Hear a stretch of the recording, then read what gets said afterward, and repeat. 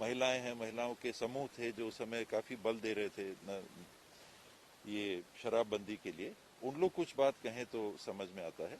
और कठिन है शराबबंदी, पूर्ण शराबबंदी करना, और इसके कई कारण भी हैं। ये जरूर है कि घोषणा पत्र में उसको प्रबल स्थान मिला था और कई लोगों ने उसको सराहा भी।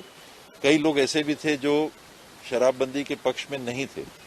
अनेकों लोगों ने मुझे कहा था कि बाबा आप शराबबंदी लाओगे तो हमारा वोट नहीं मिलेगा। तो ऐसी भी परिस्थिति थी। मेरे साथ के लोग हैं जिनको शौक है, वो सामान्य रूप से अगर सेवन करते हैं, तो ये भी परिस्थिति थी। फिर भी बातों को देख के समझ के एक निर्णय हुआ कि हम शराबबंदी उन 61 विकास खंडों में करेंगे जहां की ट्राइबल आबादी नहीं है, जो शेड्यूल नहीं है। शेड्यूल आबादी में तो ब्लॉक्स में तो खुला ही था।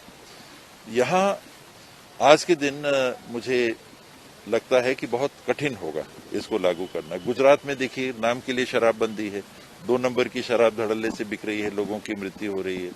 बिहार में नाम के लिए शराबबंदी है, बीच बीच में मीडिया में आता है कि इतने लोग मर गए जहरीली शराब के सेवन से इत्यादि। तो कुल मिला के मुझे नहीं लगता कि आने वाले समय में पूर्ण शराबबंदी छत्तीसगढ़ में हो पाएगी। कठिन लग रहा है मुझे। सर एक लास्ट सवाल